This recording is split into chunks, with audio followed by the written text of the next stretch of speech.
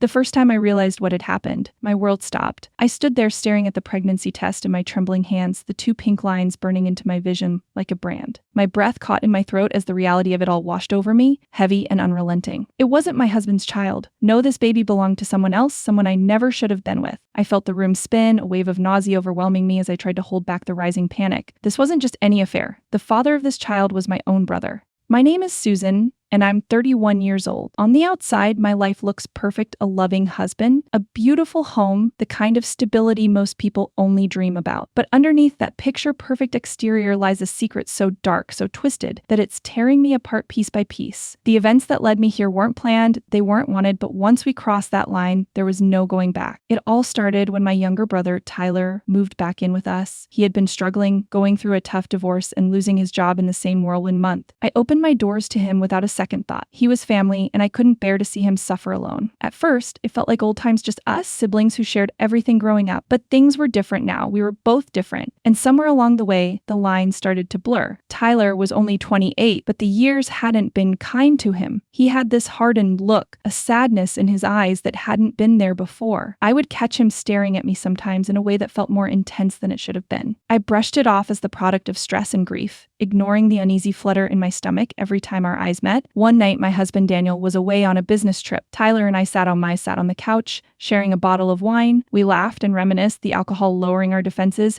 making everything feel light and carefree. It was the first time I'd seen him smile in months, and for a brief moment, I felt like we were kids again, innocent and untouched by the harshness of the world. But then he looked at me, really looked at me, and I felt something shift in the air. "Susan, do you ever think about the past?" Tyler's voice was soft, his words slurred slightly from the wine. He leaned closer, his arm brushing against mine. I laughed it off, trying to steer the conversation back to safer ground. "What do you mean?" I asked, taking another sip of my wine, feeling the warmth spread through my veins. "I mean, before all this," he gestured vaguely, his eyes locking onto mine, "before everything got so complicated, when it was just us." I froze, the room suddenly feeling too small, the space between us charged with something I couldn't name. I knew I should say something, laugh it off again, put some distance between us. But instead, I just sat there staring back at him, my heart pounding in my chest. The next thing I knew, his hand was on my cheek, his thumb brushing away a tear I hadn't realized had fallen. "You look sad," he whispered, his voice barely audible, and then, before I could process what was happening, his lips were on mine. It was soft at first, tentative, as if he was testing the waters, and I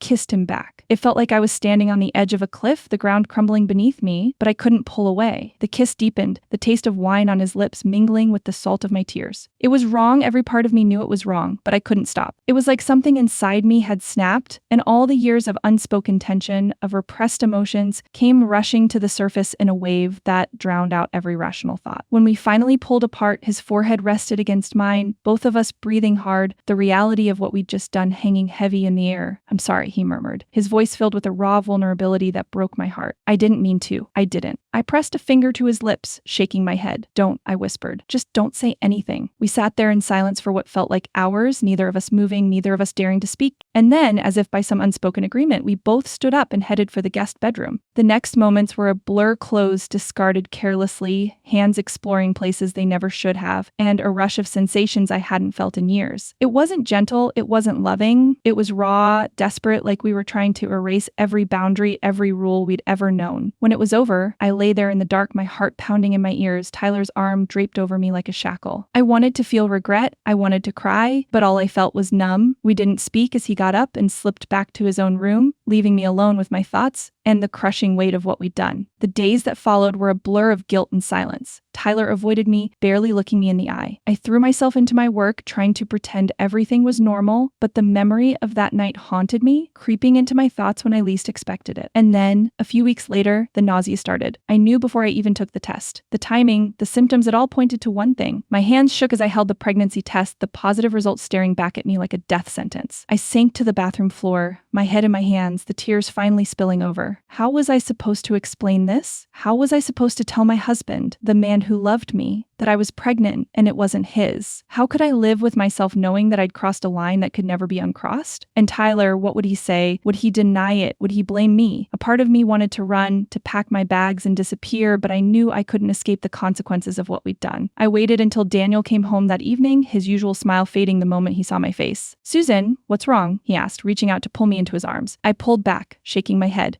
We need to talk, I whispered, my voice barely holding together. He led me to the couch, his brow furrowed in concern. I took a deep breath, my entire body trembling as I forced the words out. I'm pregnant. The shock on his face was immediate, but it was quickly replaced with joy. Susan, that's amazing, he exclaimed, pulling me into a hug. I pushed him away, tears streaming down my face. No, Daniel, you don't understand. It's not yours. Not yours. His smile faltered, confusion clouding his features. What do you mean? He asked, his voice cracking. I looked down at my hands, unable to meet his eyes. It's Tyler's, I whispered, the words cutting through the room like a knife. For a moment, there was nothing but silence. And then, a sound I'll never forget, Daniel's sharp, ragged breath, like the wind had been knocked out of him. He stumbled back, staring at me with a look of pure disbelief as if he couldn't process what I'd just said. Susan, how could you? He choked out, his voice filled with a pain I'd never heard before. I had no answer for him. I just sat there, sobbing as the world I'd built came crashing down around me. Daniel's expression twisted, a mix of pain, anger, and raw betrayal. I'd never seen him like this before. He looked like a man who'd been stabbed in the heart, and I was the one holding the knife. He backed away, shaking his head as if he could deny what I'd just confessed. You're lying, he spat out, his voice hoarse. This can't be true, you're just trying to hurt me. I reached out, tears streaming down my face. Daniel, please, I'm so sorry. I didn't want this to happen. I never meant for any of this. Don't touch me, he shouted, slapping my hand away. His eyes were wide with disbelief, his chest heaving as he struggled to breathe. How could you do this, Susan, with your own brother? The words hung heavy in the air, and I felt a wave of nausea wash over me. Hearing it spoken out loud made it even more real, more horrific. I covered my face with my hands, sobbing uncontrollably, my whole body shaking. He turned away from me, pacing the room like a caged animal, his hands pulling at his hair. I trusted you. I loved you. We were trying for a baby, and this is what you do. His voice broke, and he let out a bitter laugh, a sound filled with despair. With Tyler, your own brother? I tried to speak, but the words wouldn't come. What could I possibly say? There was no excuse, no explanation that could make this right. The truth was out now, and there was no way to take it back. Daniel sank onto the couch, burying his face in his hands. He looked smaller, broken, like the life had been drained out of him. I stood there, helpless, watching the man I loved fall apart because of what I'd done. Finally, he looked up, his eyes red and filled with unshed tears. Why, Susan? He whispered, his voice filled with raw pain. Why him? I swallowed hard, forcing myself to meet his gaze. It wasn't planned. I didn't want it to happen. I stammered. It just happened. We were both vulnerable. It was a mistake, Daniel, the biggest mistake of my life. A mistake. He stood up abruptly, knocking over the coffee table in his fury. You call this a mistake? This isn't a mistake, Susan. This is a betrayal.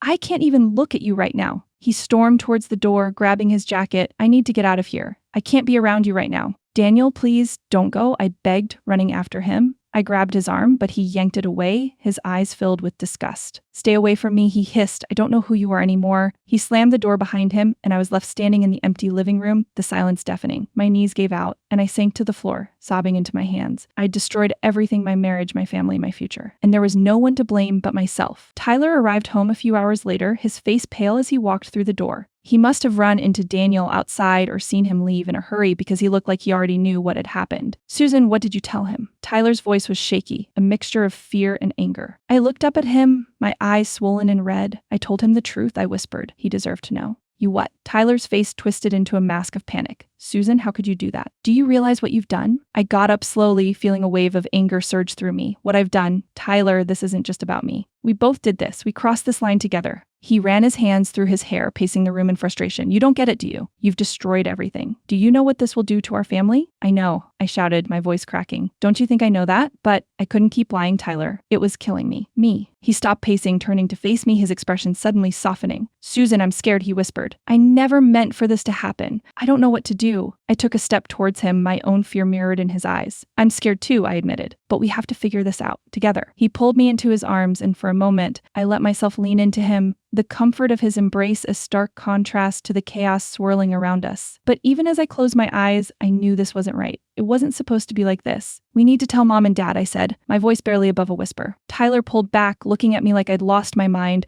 Are you crazy? This would kill them, Susan. We can't tell anyone else. What choice do we have? I argued. The truth is going to come out eventually. We can't hide this forever. He shook his head, backing away from me. No, I can't do it. I won't. He turned and walked out of the room, leaving me alone once again. The weight of everything we'd done settled on my shoulders, heavier than ever. I sank onto the couch, hugging a pillow to my chest, and stared blankly at the wall. The next few weeks were a nightmare. Daniel didn't come home. He sent a few texts, cold and distant, saying he needed time to think, Tyler moved out of our house, staying at a friend's place to avoid the inevitable confrontation. I was left alone with my thoughts, the house feeling emptier than ever before. One evening, I got a call from my mother. Her voice was cheerful, blissfully unaware of the turmoil ripping our lives apart. "Susan, honey, we're having a family dinner this weekend. We haven't seen you and Tyler in so long. It'll be nice to have everyone together." I swallowed hard, my heart pounding in my chest. "Mom, I don't think we can make it." "Nonsense," she insisted. "You know your father loves these get-togethers. Please, just this once." I couldn't bring myself to say no. Okay, I heard myself agree, the words slipping out before I could stop it. As I hung up the phone, a cold dread settled in my stomach. I knew this dinner would be a disaster. The tension between Tyler and me was bad enough, but with Daniel's absence, it would be impossible to keep up the charade. When the night of the dinner arrived, I dressed carefully, trying to hide the dark circles under my eyes with makeup. Tyler showed up at the house to pick me up, his expression as strained as mine. We drove in silence, the weight of unspoken words filling the car. We arrived at my parents' house, the familiar smell of my mom's cooking wafting through the air. I forced a smile as we walked in, greeted by hugs and laughter, but inside I felt like I was standing on the edge of a cliff. Dinner started off normally enough, the usual small talk and laughter, but as the night went on, I could feel Tyler's eyes on me, could sense the tension building between us. Finally, my father set down his fork, looking around the table with a serious expression. "There's something I've been wanting to ask," he said, his eyes locking onto mine. The room fell silent, everyone turning to look at me. My heart raced, and I could feel the blood drain from my face. "What is it, Dad?" I managed to ask, my voice barely steady. He took a deep breath, his gaze piercing. "Susan, is there something you need to tell us?" My pulse quickened, and I felt the walls closing in around me. I glanced at Tyler, who looked as pale as a ghost, his eyes wide with fear. This was at the moment I dreaded. I swallowed hard, my mouth dry as sandpaper, and tried to muster the courage to speak. "Dad, I stammered, but before I could continue, my mother cut in. "Are you pregnant, Susan?" she asked, her voice filled with unexpected joy. "Is that why you've been acting so strangely lately?" The room fell silent, everyone waiting for my answer. I looked at Tyler, and the sheer panic in his eyes mirrored my own. He gave a slight, almost imperceptible shake of his head, pleading with me not to say anything. But I knew I couldn't keep lying not anymore. "Yes," I whispered, my voice breaking. "I am pregnant." The table erupted into congratulations, my family smiling and hugging me, oblivious to the storm brewing beneath the surface. I felt like I was drowning, unable to catch my breath. And then my father's voice cut through the noise. "But why does Tyler look like he's seen a ghost?" he asked, his eyes narrowing as he looked between the two of us. The room went silent again, the joyful atmosphere evaporating in an instant. Tyler dropped his gaze to the table, his hands clenched into fists. I knew then that I couldn't keep the truth hidden any longer. It was time to tear off the bandage, no matter how much it hurt. "The baby isn't Daniel's," I said, my voice barely above a whisper. My mother's smile faltered, confusion clouding her face. "What do you mean, Susan?" I took a deep breath, feeling the tears spill over as I forced out the words. "It's Tyler's. The baby is Tyler's." The room exploded with noise, my mother's shocked gasp, my father's chair scraping back as he stood up, the sound of dishes clattering to the floor. It was chaos. My father looked like he'd been punched in the gut, his face twisted with disbelief and fury. "What the hell are you saying?" he shouted, his voice shaking the walls. "This is some kind of sick joke, right?" I shook my head, sobbing openly now. "I'm so sorry. I never meant for this to happen. We made a terrible mistake." Tyler stood up then, his face pale but resolute. "It's true," he said, his voice trembling. "I'm the father." My mother collapsed back into her chair, her face buried in her hands as she began to cry. My father looked at both of us, his eyes filled with a mixture of anger and heartbreak I'd never seen before. "Get out," he said through gritted teeth, pointing towards the door. "Both of you, get out of my house." Tyler and I didn't hesitate. We ran for the door, leaving behind the shattered pieces of what was once our family. We drove in silence, the weight of what we'd just done pressing down on us like a ton of bricks. When we finally stopped, Tyler turned to me, tears streaming down his face. "What do we do now, Susan?" he asked, his voice filled with hopelessness. I looked at him, feeling the same despair in my own heart. "I don't know," I admitted. "I really don't know." We sat there in the car, two broken souls trapped by the consequences of our own actions. And for the first time, I realized there might be no way out of this mess. We'd crossed a line we could never uncross, destroyed lives we could never rebuild. All that was left was the truth and the wreckage it had left behind. In that moment, I knew one thing for certain: there was no going back.